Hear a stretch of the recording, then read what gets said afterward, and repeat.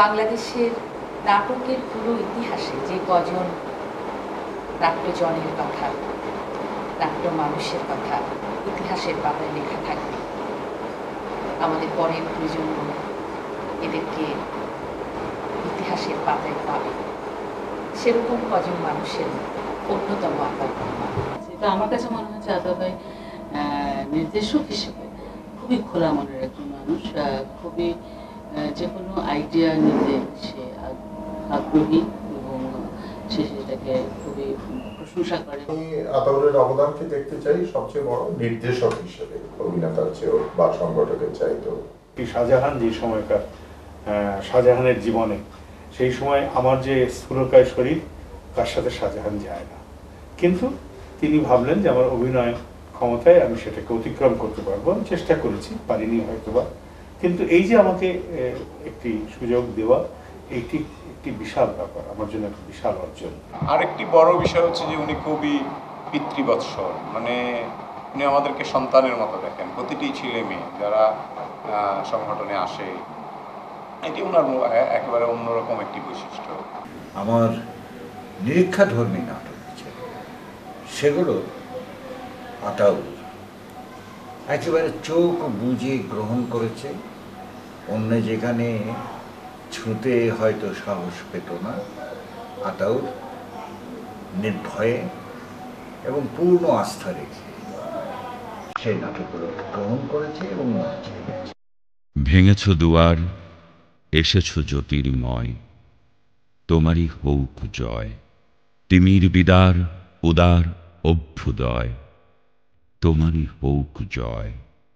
হে বিজয়ী বীর, নবজীবনের প্রাতে, নবীন আশার খড়গ তোমার হাতে। জীর্ণ আবেশ কাটসু কঠোর ঘাতে, বন্ধন হোক ক্ষয়, তোমারই হোক জয়।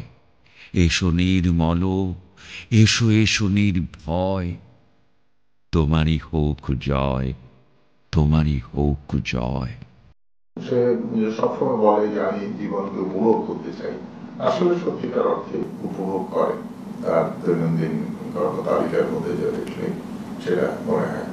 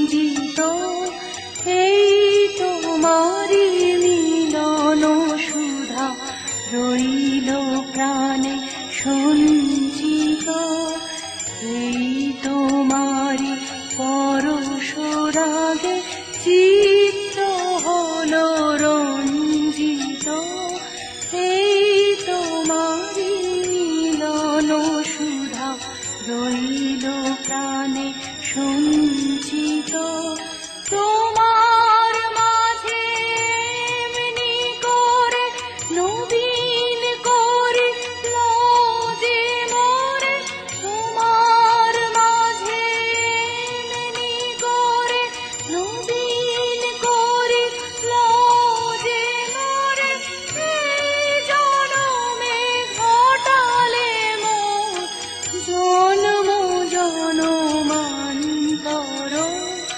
সুন্দর হে সুন্দর এইল ভিনু সঙ্গ তব সুন্দর হে সুন্দর পূর্ণ হল অঙ্গ মম ধন্য হল অন্তর সুন্দর হে সুন্দর এইল ভিনু সঙ্গ তব।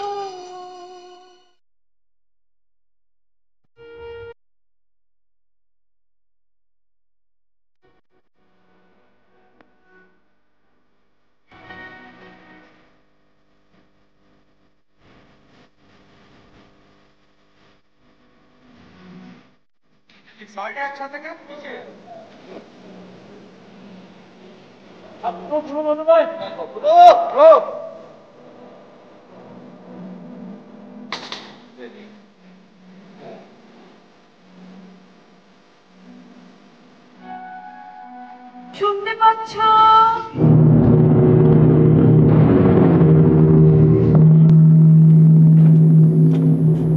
শুনতে পাচ্ছ? শুনতে পাচ্ছি, কিন্তু বারে বারে ডেকো না, আমার সময় নেই একটুও না। আজ খুশিতে আমার মন ভরে আছে, সেই খুশি নিয়ে তোমার ঘরের মধ্যে যেতে চাই। না, ঘরের মধ্যে না, যা বলতে হয় বাইরে থেকে বলো। কুত ফুলের মালা গেঁথে পদ্ম পাতায় ঢেকে এনেছি। নিজে বলো। আমাকে মানায় না, আমার মালা রক্ত করবীর। আমি পর্বতের চূড়ার মতোই, শূন্যতাই আমার শোভা। সেই চূড়ার বুকেও ঝর্ণা ঝরে, তোমার গলাতেও মালা দুলবে। জাল খুলে দাও, ভেতরে যাব। না, আসতে দেব না। কি বলবে শীঘ্র বলো, সময় নেই।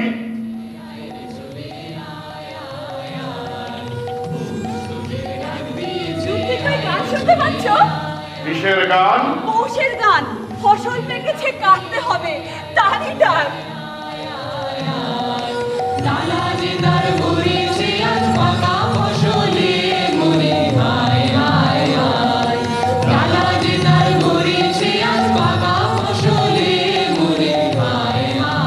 দেখছো না, দেখছো না পৌষের রোদ্দুর পাকা ধানের লাবণ্য আকাশে মেলে দিচ্ছে।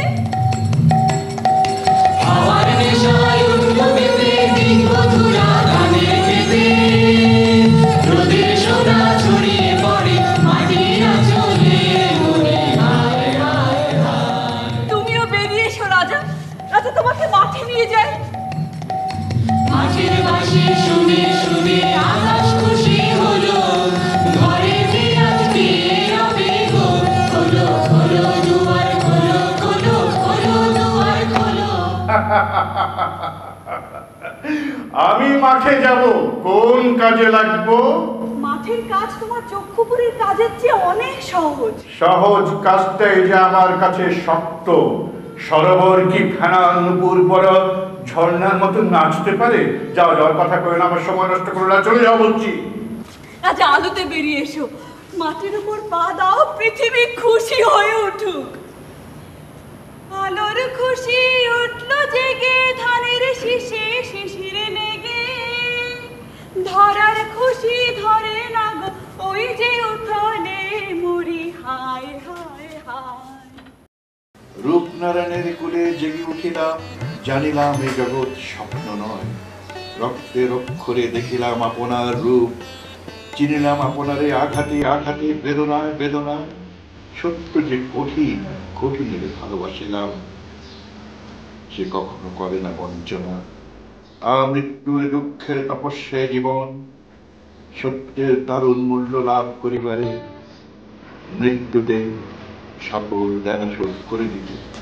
মঞ্চাভিনেতা, নাট্য নির্দেশক, নাট্য শিক্ষক, লেখক এবং বহুমাত্রিক শিল্পভাবনায় ঋদ্ধ আতাউর রহমান একজন দেশপ্রেমিক, মানবপ্রেমিক এবং মুক্তবুদ্ধির মানুষ হিসেবে বিশেষ ভালোবাসা ও শ্রদ্ধার পাত্র।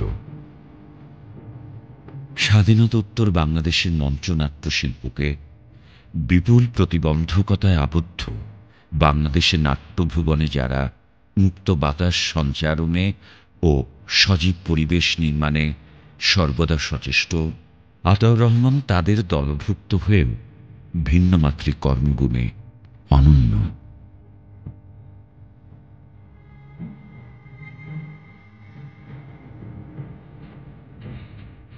দর্শনের বিনিময়ে নাটক দেখুন, এই স্লোগান নিয়ে 1973 সাল থেকে যেসব নাট্যজনের নিষ্ঠাগুণে বাংলাদেশের নাট্যাঙ্গন বিশ্বের দরবারে খ্যাতির পদচিহ্ন রেখেছে, আতাউর রহমান তার মধ্যে অন্যতম ভূমিকার অধিকারী।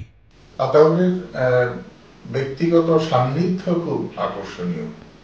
আমরা একসঙ্গে অনেকবার বিদেশে গেছি এবং সেখানে আতাউর সবসময়ই একটা রসিকতা করতে পছন্দ করে। সুতরাং আমি আতাউরের সঙ্গ খুবই উপভোগ করি। আতাউর বাংলাদেশ গ্রুপ থিয়েটার ফেডারেশনের চেয়ারম্যান ছিল এক সময় এবং সেই সময়ও কাজ করেছে। বাংলাদেশের নবনাট্য চর্চার ক্ষেত্রে আমরা যে কয়েকজন আছি তার মধ্যে আতাউর অন্যতম ছিল। আতাউর রহমানের জন্ম 1941 সালের 18 জুন নোয়াখালী জেলার সোল্লাঘাটিয়া গ্রামে নানা বাড়িতে। পৈতৃক নিবাস নোয়াখালী জেলার আমিরাবাদ গ্রামে। পিতা এই মাহবুবুর রহমান, মাতা জাহানারা বেগম। তার বাবা কলকাতায় চাকরি করার কারণে আতাউর রহমানের শিশুকাল কাটে কলকাতাতেই। দেশ বিভাগের পর 1948 সালে বাবা মার সাথে আতাউর রহমান চট্টগ্রামে চলে আসেন। ভর্তি হন চট্টগ্রাম কলেজিয়েট স্কুলে। এই স্কুল থেকে 1957 সালে মেট্রিকুলেশন এবং 1960 সালে চট্টগ্রাম কলেজ থেকে আইএসসি পাশ করার পর আতাউর রহমান বিএসসি অধ্যয়নের জন্য ঢাকা বিশ্ববিদ্যালয়ে ভর্তি হন। 1964 সালে ঢাকা বিশ্ববিদ্যালয় থেকে এমএসসি পাশ করেন। ঢাকা বিশ্ববিদ্যালয়ে পড়ার সময় আতাউর রহমানের মঞ্চনাটকে শুভ সূচনা ঘটে। 1968 সালের শেষ প্রান্তে কবি ও নাট্য ব্যক্তিত্ব জিয়া হায়দার এবং আতাউর রহমান সহ আরও কয়েকজন উদ্যমী নাট্যকর্মী মিলে প্রতিষ্ঠা করে নাগরিক নাট্য সম্প্রদায়। জিয়া হায়দার ছিলেন এই দলের প্রতিষ্ঠাতা সভাপতি এবং আতাউর রহমান প্রতিষ্ঠাতা সাধারণ সম্পাদক। হঠাৎ করে জিয়া হায়দার উনি আমাকে একদিন প্রেস ক্লাবে বললেন, আতাউর তো চলেন আমরা একটা নাটকের দল তৈরি করি। আমি এক কথা রাজি হলাম, নাটকের দল তো করতেই পারি। তো প্রথম মিটিং ফজলে রোহানি বাসায়। তো সেই মিটিংয়ে আমাদের রেজুলেশন হলো নাগরিক নাট্য সম্প্রদায়ের নাম জিয়া ভাই দিলেন, আমরা সবাই রাজি হলাম। তো নাগরিক নাট্য সম্প্রদায়ের জন্ম হয়ে গেল 1968 একেবারে শেষ দিকে। এই দলটি পেছনে আতাউর রহমানের এত অবদান, আজকে এই যে একটি প্রথম সারির দল নাগরিক নাট্য সম্প্রদায়, এর অবদান সবচেয়ে বেশি আতাউর। অবশ্যই অন্যদেরও আছে, আবুল হায়াতের আছে, নাবুল হকের আছে। পরবর্তী সময়ে স্বাধীনতার পরে আলী জাকির ইস্টেন, সারা জাকির ইস্টেন, মাসুদুজ্জামান আহমদ ইস্টেন, সবারই অবদান আছে। কিন্তু গোড়াতে আমি যে কথাটা বলতে চাচ্ছি, দলটিকে তৈরি করা, দলটিকে এগিয়ে নিয়ে যাওয়া পেছনে অবশ্যই আছে। 1972 সালে নাগরিক নাট্য সম্প্রদায়ের প্রযোজনা মাইকেল মধুসূদন দত্তের বুড়ো শালিকের ঘাড়ে রো নাটকটির নির্দেশনার মাধ্যমে আতাউর রহমান নাট্য নির্দেশক হিসেবে আত্মপ্রকাশ করেন। এই 1972 ওয়াবদা মিলনায়তনে বুড়ো শালিকের ঘাড়েরও আমার নির্দেশনায় অভিনয় করলেন।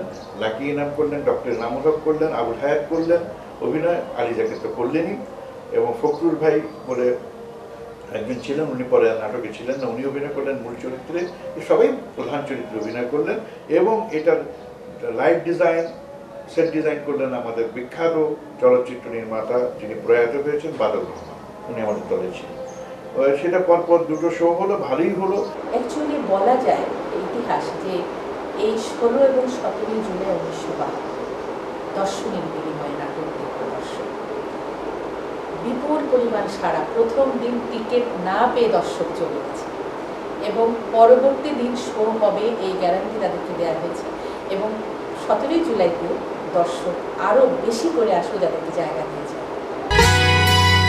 বাংলাদেশে দর্শনের বিনিময়ে মঞ্চনাটক প্রদর্শনের ক্ষেত্রে যে সকল নাট্যজন পথিকৃৎ, আতাউর রহমান তার মধ্যে অন্যতম।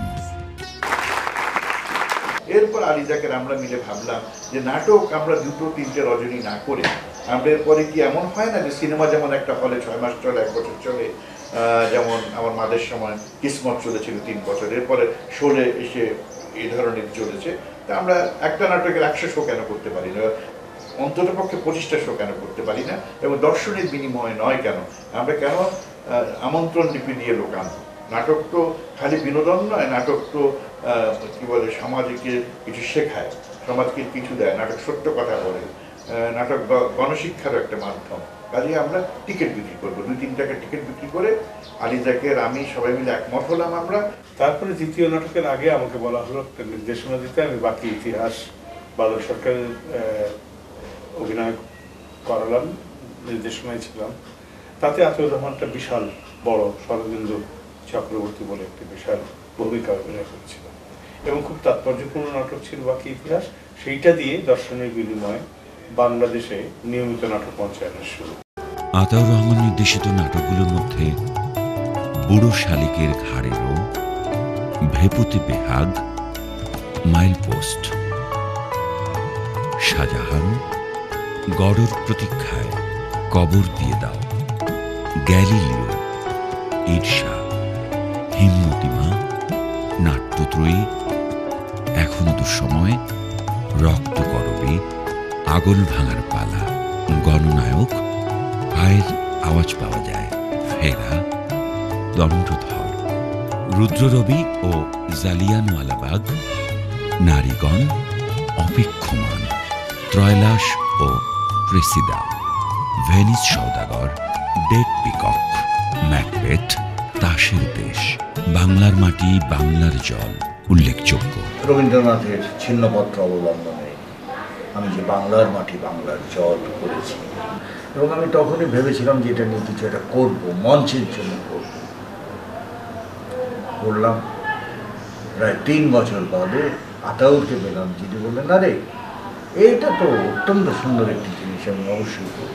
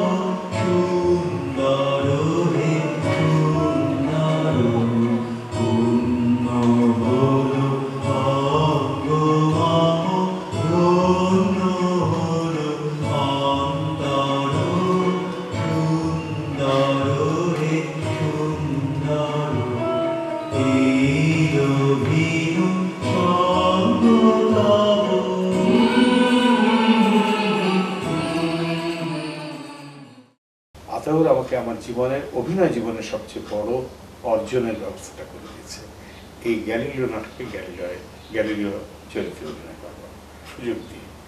এবং আমি যখনই মঞ্চে এই নাটকটি নিয়ে নামি বা নামতাম, তখন মনে হতো যেন প্রতিটি শব্দে, প্রতিটি বাক্যে, প্রতিটি পৃষ্ঠায় একটি নতুন জীবন আবিষ্কার করতে পারি এবং একজন নতুন গ্যালিলিও রূপান্তর। এবং আক্ষরিক অর্থে সেটা হয়েছে 46 বছর গ্যালিলিও, তখন নাটকের শুরু, 70-এর পরে তার মৃত্যু, তার শেষ দিয়ে নাটকের শেষ। কত কি যে ভেবেছি আপনাকে নিয়ে। ঠিক সবচেয়ে খারাপ কথা আমি বলেছি। ঠিকই করেছ, ঠিকই করেছ। আমি তোমাদের শিখিয়েছি সব, আবার আমি সত্যকে অস্বীকার করেছি। এতদিনে আমার ভুল ভাঙল। ভুল? সত্যকে অস্বীকার করেননি আপনি, শত্রুর হাত থেকে লুকিয়ে রেখেছিলেন। নীতির বিচারে আপনি আমাদের যে হাজার হাজার বছর এগিয়ে আছেন। সাধারণ লোকের মতো আমরা বলতাম উনি মরবেন কিন্তু স্বীকারোক্তি দেবেন না। আপনি এসে বললেন আমি স্বীকারোক্তি দিয়েছি কিন্তু আমি বাঁচবো। আমরা বললাম আপনি একটা কলঙ্ক। আপনি প্রমাণ করলেন মরার চেয়ে কলঙ্ক হয়ে বেঁচে থাকা লাভজনক। না আন্দ্রেয়া, জয় কিন্তু আসলে ওদেরই হয়েছে। তাছাড়া আমি না থাকলেও বিজ্ঞান কখনোই এক জায়গায় থেমে থাকতো না। স্বীকারোক্তি দিলেন কেন হবে? ভয়ে, দৈহিক যন্ত্রণার ভয়ে। আমি বিশ্বাস করি না ওরা আমায় মৃত্যু ভয় দেখিয়েছিল। আপনার কোনো পরিকল্পনা ছিল না? না, আমার কোনো পরিকল্পনা ছিল না, আমার কোনো পরিকল্পনা ছিল না।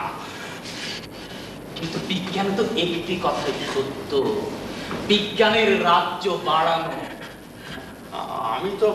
আমি তো সবসময় সেই চেষ্টাই করে এসেছি, কিন্তু সবাই তো তা করবে না। একটা মেরুদণ্ডহীন মৃত্যু ভয়ে ভীত সমাজ তো এত কষ্ট স্বীকার করবে না। তাহলে কি বিজ্ঞানের কোনো আশাই নেই?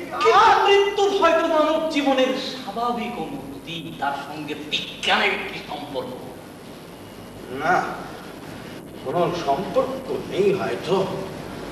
প্রথমে এমন কিছু নাটক আছে যেগুলো আমাদের দেখলে বা পড়লে মনে হয় যে এটি মঞ্চে কেমন আসবে, কিন্তু আতাউরের কুশলী নির্দেশনার গুণে সেটা মঞ্চে খুব উপভোগ্য হয়েছে। আতাউরের ডিরেকশনে আমি একটা মেজর নাটকে অভিনয় করেছি, সেটা হলো সৈয়দ শামসুল হকের ঈর্ষা।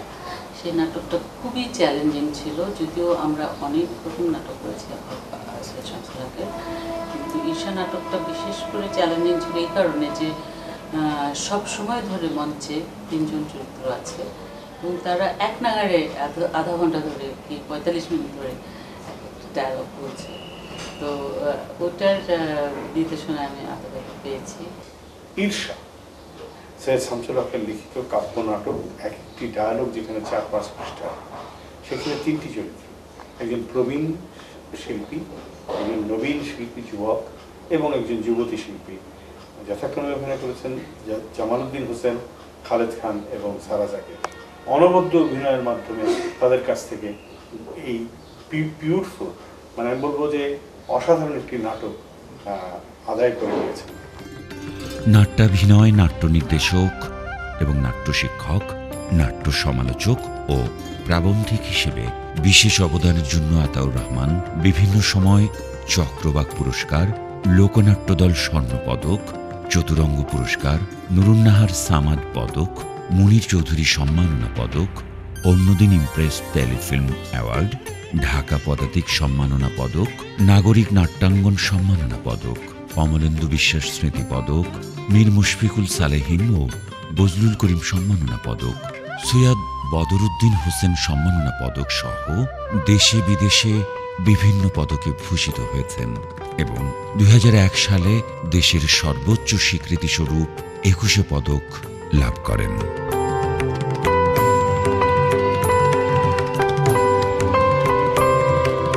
রক্তকরবী, সেটি ছাড়া যেহেতু আমার দলের নাটক আমি দেখেছি, ভালো অভিনয় নির্দেশনা দিয়েছেন তিনি। অপি করিম যখন করতো নন্দিনী হিসেবে, তখন তো এটি একেবারে আকাশ ছোঁয়া পৌঁছে গিয়েছিল, এবং বিশু পাগলার চরিত্রে যখন খালেদ খান করত, তখন এটি এমন একটি স্তরে পৌঁছে গিয়েছিল যে আমি কলকাতার শহরে একাডেমি অফ ফাইন আর্টসে বসে এই রক্তকরবী দেখে উদ্বেলিত এমন হয়েছিলাম যে নাটক শেষে আমি হাউমাউ করে কাঁদতে কাঁদতে বুকে জড়িত হয়েছিলাম আতাউরকে। যে কলকাতায় আমরা একটা স্বাক্ষর রেখে গেলাম। শুনছিস ফসল কাটার গান? শুনতে পাচ্ছি, প্রাণ কেঁদে উঠছে। মাঠের লীলা শান্ত হলো, ক্ষেতের মালিক পাকা ফসল ঘরে নিয়ে যায়। চলো প্রহরী, আর দেরি নয়।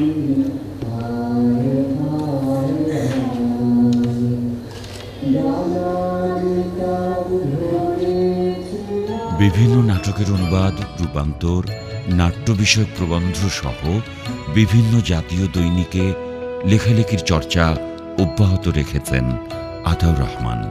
দেশের বাইরে ভারতের বিভিন্ন প্রদেশে, ইংল্যান্ড, মিশর, নেপাল ও আমেরিকায় আতাউর রহমান নির্দেশিত ও অভিনীত নাটক মঞ্চায়িত হয়েছে। দেশে বিদেশে আমার নাটক হয়েছে, যেমন কায়রো ফেস্টিভ্যালের রক্তকরবী অভিনীত হয়েছে, ইন্টারন্যাশনাল কায়রো ফেস্টিভ্যাল। অপেক্ষমান শেখ শামসুল হকের কায়রো ফেস্টিভ্যাল অভিনীত হয়েছে।